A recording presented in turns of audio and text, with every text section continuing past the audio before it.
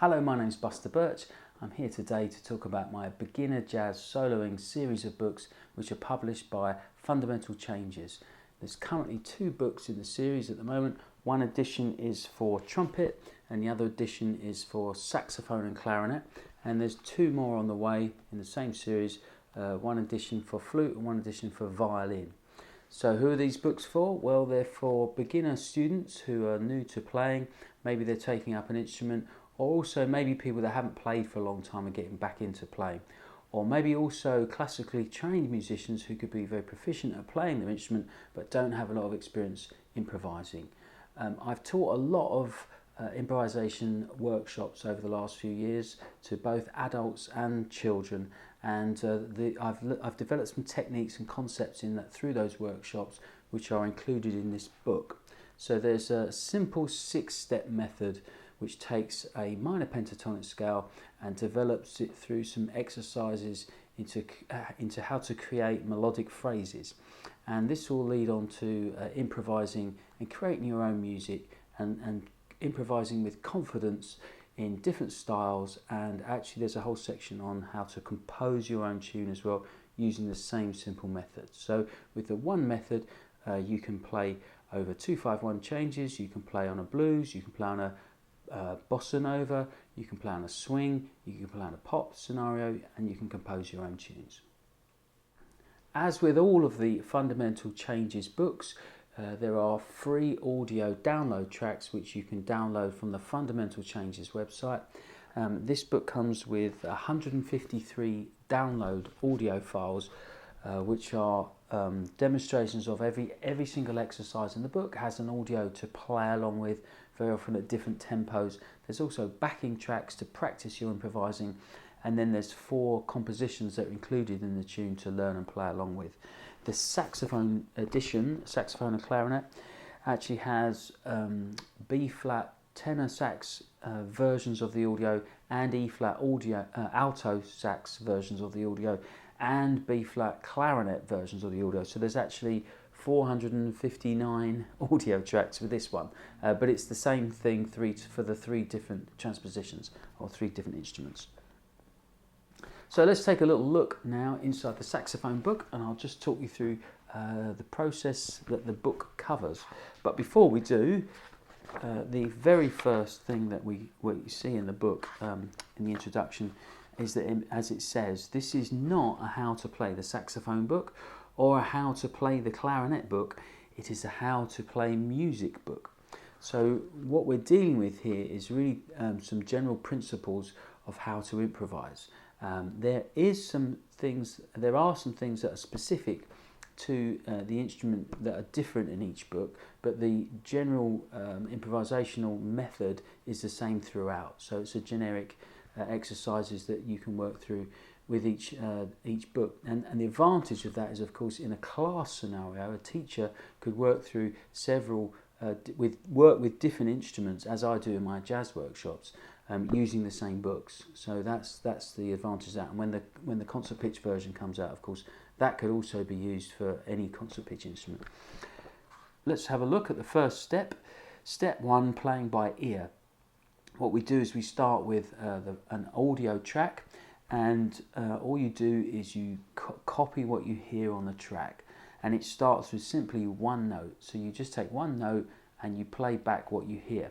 And what this is doing is tuning you in and getting you used to hearing and using your ears and hearing the music and identifying the pitches of the notes we're going to use.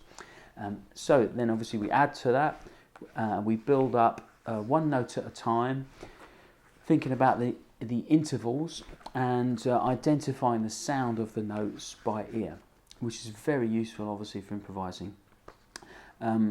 And there, as I said, there are 5 notes. There are only 5 notes in the whole book, and that covers everything you need to do. Step 2 is we rearrange those notes into the sequence of a minor pentatonic scale. We have a little look about what that is and what the interval sequence is, which is very important when you come to later transposing into different keys. Chapter 3, step 3 is scale patterns. Now some of you may be aware of scale patterns and some of you may not. What's important about scale patterns, and the whole point of practicing scale patterns is to really help unlock your scales and get away from the habits of only playing your scales from root to root and back down again, which is how most people are taught and how most people practice their scales. The problem with that is when you come to improvise, it's not going to really help you, because you've developed habits which are a root bias habit of always starting and ending on the root, and also you've only practiced the notes in one sequence. And really what you need to be able to do when you're improvising is start on any note of the scale and comfortably move to any other note of the scale. So that means you need to practice the scale starting at different points and playing in different sequence of notes. And this is essentially what scale patterns give you. So we might go up two and back down one and all the rest of it. Now again, you may be familiar with this on major scales, but when you come to using a minor pentatonic, there's irregular intervals, which means that these scale patterns end up with some quite interesting shapes and patterns. It's not as simple as it looks. So for every exercise, we've got 5 tempos with the backing tracks. So the idea is you play along with the track, and that will really help with your timing and your pitching. You'll be able to hear immediately if you play a wrong note, and obviously it will help keep you in time, which is another problem a lot of students have with their scales. They tend to speed up on the bits that they know and then slow down on the bits they're not so sure of, and of course that's again a bad habit. So step 4, chapter 4, we look at some rhythmic phrasing. So the idea here is that you get some stock rhythms. So you start working on some 2-bar rhythmic phrases, and there's several of swing and several in straight 8th and 16th feel. When you learn to speak a new language, what you do is what you don't do is start with grammar and syntax and spellings and things like that. You tend to start by learning a stock phrase and then using it in different situations. And so this is the same idea. What we're doing is we're learning some rhythmic phrasing. And again, that's something I find a lot of students tend to neglect in their practice. They tend to spend a lot of time working on pitch and scales and chords and theory, but they don't tend to spend a lot of time working on rhythm. And unless you've really listened to a lot of jazz, those rhythms are not going to be a natural thing. So learning some stock rhythms is going to be very helpful when you come to improvising your own jazz melodies. And then what we do in step 5, this is a very simple paint by numbers approach, which I refer to in the book. And all you do is you take the scale patterns that you learned in chapter 3 and you apply the rhythmic phrases that you learned in chapter 4. So you simply put those two things together. You can take one rhythm and apply the different scale patterns to that, or you can take one scale pattern, apply the different rhythms to that. So there's a lot of preparation work that we're doing here before we get onto the improvising. So this is, and again, this is all, there's the backing tracks are covered here for every single exercise.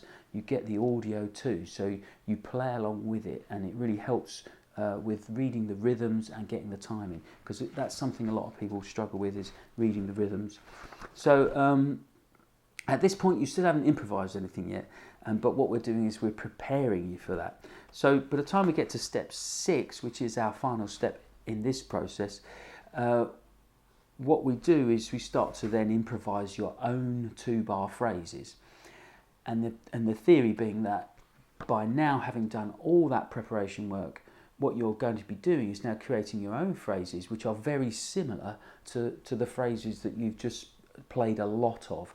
And the idea being that the actual moment that you improvise, it's only a very small step from what you've already been doing. And again, I found with a lot of students who are learning to improvise that sometimes they might be given a scale and say, right, go on, improvise, make something up with that. And that is actually quite a big leap. So this is what we're avoiding, that great leap into the unknown. And generally I find people are very comfortable to do that if they've done the preparation work. Then we take it, the next step, we go further now, as you're starting to improvise 2-bar phrases, and we start to talk about question and answer phrases. Now, this is a very common device used in composition of tunes, melodies, and also in improvising as well, of course. So the idea being, we're talking about resolution and non-resolution. So as you speak, when you ask a question, your voice raises at the end, so people know that you've not finished what you're saying yet. And when you answer a question, you tend to lower your voice at the end, and that indicates you finished what you're saying. So we use this concept in music as a question and answer phrase, and all we do is we avoid resolution on the question phrase, so we avoid landing on the tonic, and then when we play the answer phrase, we land on the tonic. Now, of course, you don't have to, not every melody does that, but it's a very simple concept, and it works. It really gives a good sense of the phrase either not resolving or resolving. Then what we do is we put the question and answer together. But as it says in the book here, what we need to avoid is the musical equivalent of the following. What time is it? There were 11 of us. So this sentence includes a question and answer, but clearly they do not belong together. So in order to make your question and answer musically sound like they belong together, this is where, again, the rhythm comes in. So by using the same or similar rhythm, what you end up with is what we refer to as a musical sentence in the book. So now we've actually started to improvise 4-bar phrases, which is quite a great thing to be able to do. So you're thinking in a bigger form now. It's the equivalent of zooming out. And what that allows you to do is think in a longer form. You're phrasing over 4 bars now. You're generating nice, balanced musical phrases with tension and release, or non-resolved and resolved. So by using this idea of a musical 4-bar sentence, this is really useful and to avoid getting lost in the form of the music. So if you take something like a 12-bar blues now, instead of having to count 12 bars, all you've got to think of is 3 sentences, because you're dealing in bigger chunks of music. And this is actually a much more musical way to think, and our brains like that. You're not having to process everything so much, and you can really focus on just creating nice lines. As I say, it's like the equivalent of zooming out. So now we get into these 4-bar phrases. Then chapter 7, we start to have introduce some different styles. So we've got some backing tracks here, again at different tempos, and now we actually start to introduce a little explanation of some theory and some harmony, and that simply explains why that scale will work over these chords. But all we're doing is using the same 5 notes. It's just one pentatonic scale through the whole book. So the first exercise uses a bossa nova, so it's about getting familiar in different styles now. Then we've got a jazz swing feel. We've got a pop, sort of funky pop thing, 4-bar vamp, 4-chord vamp, like a standard pop song would be. There's a minor blues, and then there's the regular major blues, the 12-bar blues. So there's a lot there to work on, but again, you're just using this one same concept that you've learned through the book, and you're applying it to different styles of music, which can be very helpful.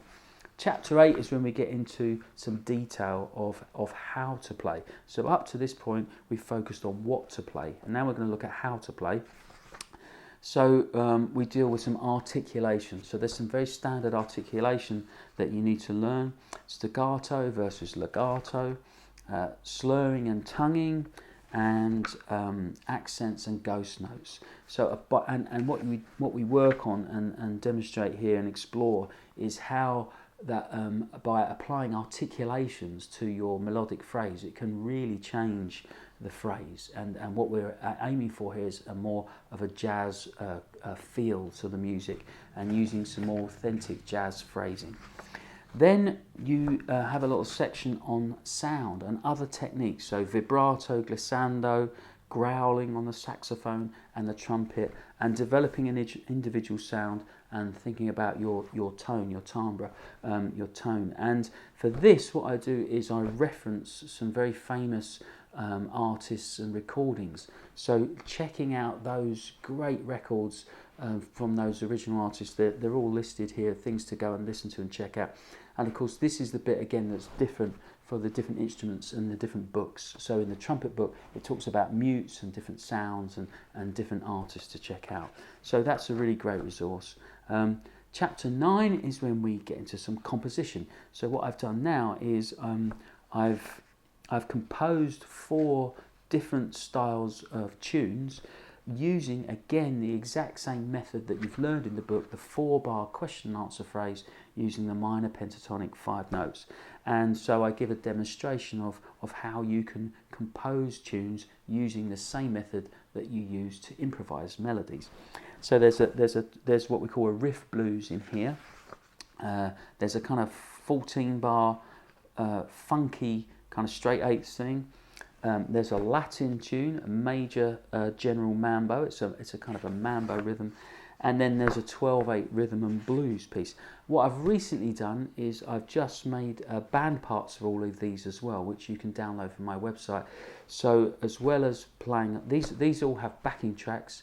So you can put the recordings on and practice along with these. But now you can also download the other band parts. So if you want to get together with some friends and play these tunes, or for teachers, this is a great resource. If you're running a band in the school, you could use my band arrangements, and then of course the students can use the books to at home to practice and learn how to improvise on the tunes. And at the end, very finally, we have a little section on 2-5-1s. So once again, using the exact same method of the minor pentatonic question answer phrasing, but I show you a little method of how you can apply that to 2-5-1 turnarounds and chord progressions, which of course are extremely important to know in the jazz idiom. And finally, a little section on working on other keys. So using the interval sequence method that interval series that we used in chapter 2, that helps you to apply everything you've learned into all 12 keys. So there's a lot in there.